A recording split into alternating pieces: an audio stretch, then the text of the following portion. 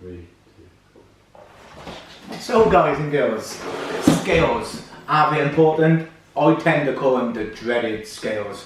Why could the scales not be important, and how can they not be accurate?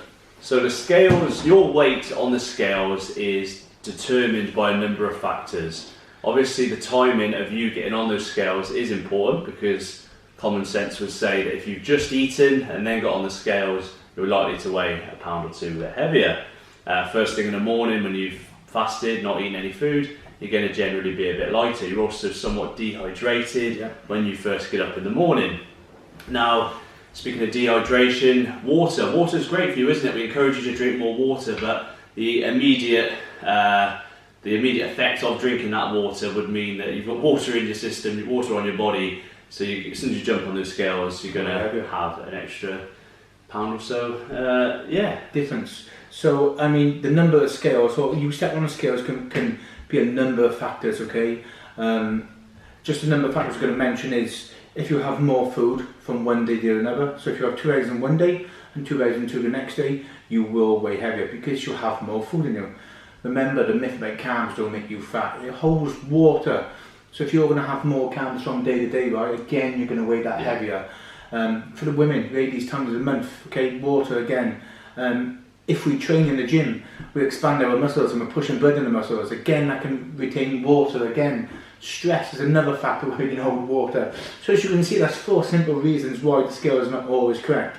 If you are going to use them as a guide, what we try and say is weigh first thing in the morning on every day. Consistency. Way to have no... You know, and if you're going to do it in your pants or your swimsuit, do it in your pants and your swimsuit every single day. Make sure you're wearing exactly the same stuff. I mean, you can... Make sure you wash it. Yeah.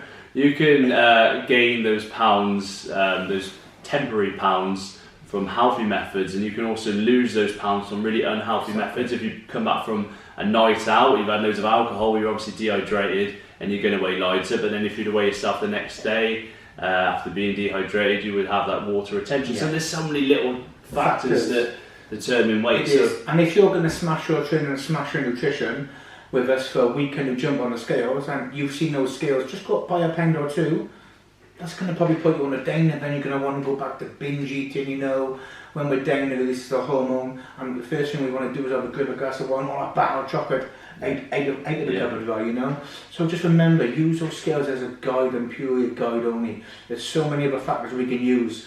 What we tend to like using with us, with downsize me, is the tape measure and pictures itself. They're the biggest ones we can see. That's why we have that option on the nutrition system, because like I said, visually, you know, you may have, from the training, you may have gained some muscle, and you know, you can gain some weight in that respect.